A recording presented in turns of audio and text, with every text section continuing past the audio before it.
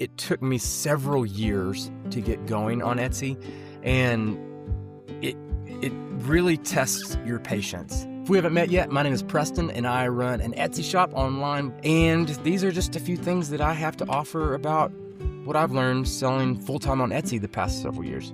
I think shops that have the most success are those ones that are consistent over time. They're the ones that are willing to put in the work and realizing that it's not going to happen overnight.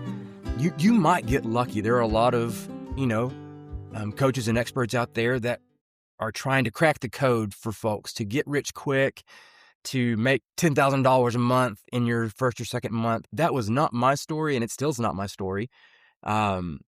What I've realized is I've just got to put in the work to figure out what is going to make money, what do my customers want, and then really leaning into that. And that's another thing that I've learned is finding a product niche that works within basically two frames of mind. Is it something that people want?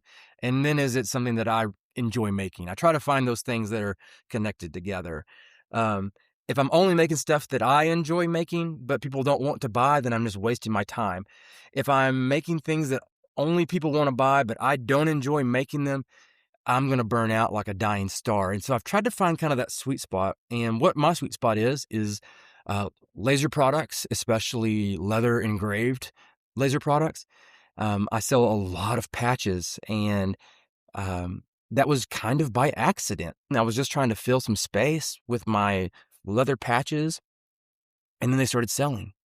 And then they started selling some more. And then all of a sudden, I'm making a full-time salary selling patches to hat vendors and businesses that are like apparel businesses that don't have a laser machine, but they have the ability to press patches. And so that's was something really interesting to learn. And so I've leaned into that hardcore and kind of made my shop solely about patches.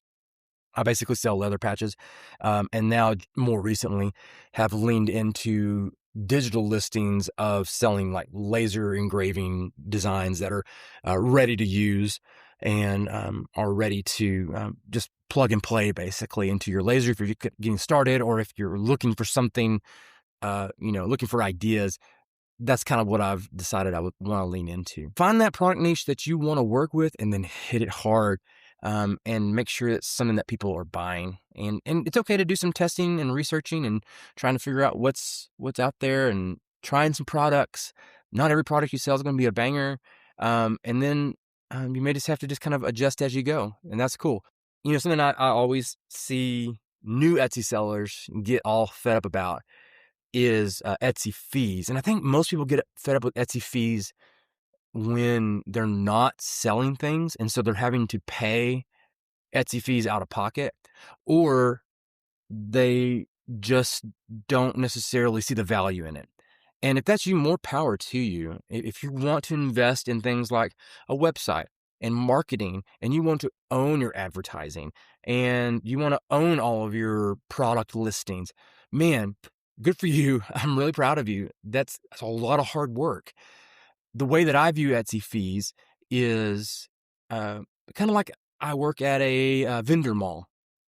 And then I have my little booth set up, and I'm selling my patches and my little digital listings, but people know where to find me based on the things that they've searched before, and that the algorithm, the all mysterious algorithm, is putting people in my path and showing them products because they like this product over here. Well, you check out Preston's products and see what you like. Man, paying the fee to get that kind of traction is no big for me. It's just part of doing business. But what I realize is I think most people don't calculate fees into their final price. They just look at a price and they say, I'm going to charge this amount. And then they're getting screwed on all the fees and not making any profit because they're having to pay shipping and credit card fees and sales tax, and they're paying the Etsy fee itself. Yeah, I get it. You're going to be spending a lot of money on those things. So price accordingly. You're not going to be the cheapest game in town, hardly ever. We can't compete with the folks that are on Amazon. We can't compete with a lot of the wholesale folks and the large scale manufacturers. So don't price like them. Sell to make sure you cover your expenses, not just the fees that are coming out of Etsy, but also your time, your materials, your blanks, all those things. Think about the cost, the overall cost, incorporate that all into your price, and then start talking about how do I get competitive with my prices. I think people just try to shoot for the lowest price possible. They offer things like free shipping, and all of a sudden they're out, $8-10 every time they need to ship something. And then Etsy swoops in, takes their cut because you're using their customers and their platform to sell your stuff, and you leave with just a couple of dollars. I totally get that. That's frustrating. But if you adjust your pricing accordingly, it will make a lot more sense, and you will make money. I'm making a full-time living on Etsy, and I pay a lot of money in Etsy fees, and I'm okay with it just because of the way that I've priced my product. Taking just a moment here to tell you about this episode's sponsor, the How to Sell Your Stuff on Etsy podcast and community created by my very dear friend and mentor, Lizzie Smiley. I am not only proud to be a member and an expert in the community, but I'm also very proud to be Lizzie's first ever student. Lizzie's created this amazing community and this huge library of Etsy-focused resources that will certainly enhance your shop, whether you have no listings or if you're like an experienced Etsy seller. Her all-inclusive resource that I always recommend is the Scaling Society, and it's available now for $147 per month. And it contains just like this huge resource library about starting and growing your shop, advanced SEO research, made-for-you digital products, AI prompts, and access to an amazing community on the school app for the students and the experts, where she regularly hosts live coaching sessions and shop audits and expert advice and all that sort of great stuff. So if that is something that interests you, use my affiliate link in the description of this video to help support my channel. And be sure to check out some of the other resources Lizzie has to offer for you while you're there. And also, you want to be sure to check out the podcast, How to Sell Your Stuff on Etsy. You can check out my episode, my first episode 156, to hear more of my personal story about how I was getting started with Etsy. And I've been on a number of different times. So head on over to your favorite podcasting app and check that out. And a big thank you to Lizzie for supporting my channel. In thinking about products, one of the number one things that I encounter regularly with folks that are trying to sell on Etsy is make what is going to sell, not just things you like. I was so guilty of this as I started off. I thought there was a little niche that I could fall into, which was sweary printables, like these really sassy, very mouthy printables. And some of them sold. They were funny. They were really funny, and I liked them. And they were my personality for sure. Even though it was more feminine in the approach that I took, the what was being said was funny to me. It was like, Anchorman level humor, but it didn't sell a lot. That's because not everybody shares my humor. Not everybody shares my aesthetic. And so what I've got to do is find things that people are looking for, things that people want to buy. What are some things that are bestsellers right now? What is trending in my niche? And doing some research and finding those things.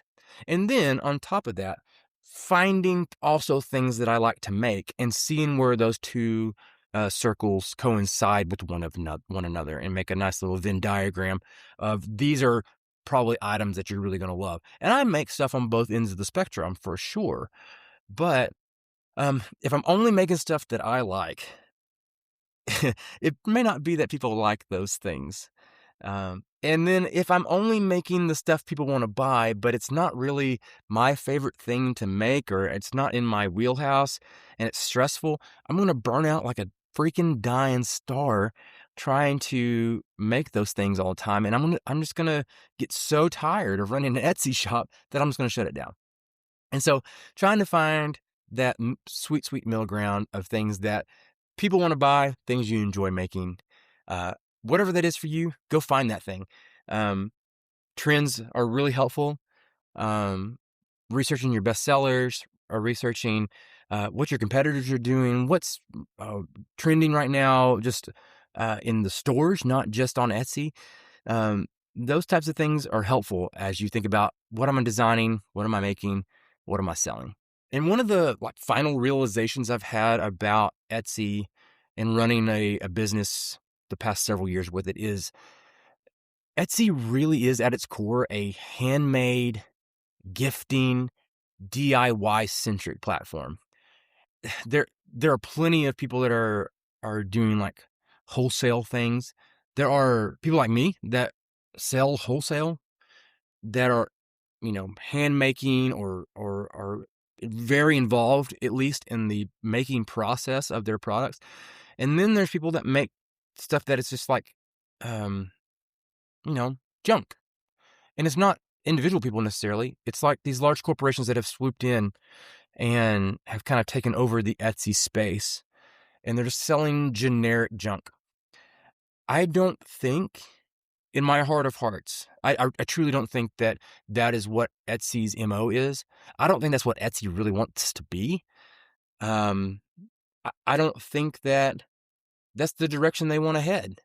So I do imagine in the next several years, we're going to see a resurgence of handmade, unique DIY products.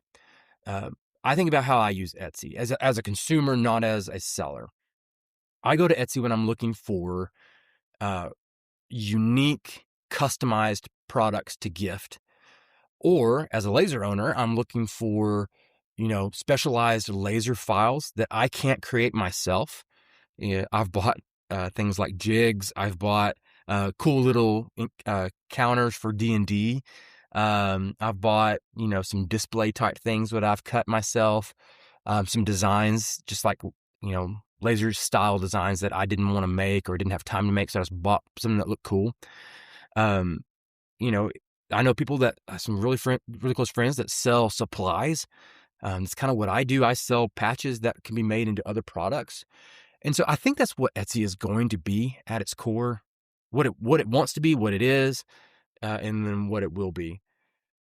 It's not going to be this big conglomerate of wannabe Amazon forever.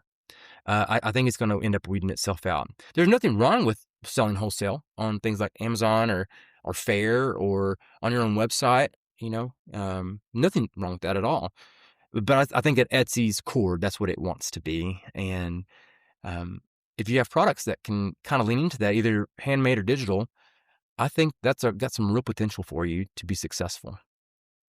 Well, hopefully you found some of those things that I was talking about super helpful. As the dogs tell me, it's time to wrap this talk up.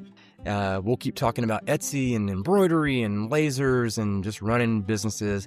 I just want to talk to you and just share some things that I've learned and how I can offer some advice to you. And we're just going to kind of figure it out as we go. You're awesome. Keep making stuff. See you next time.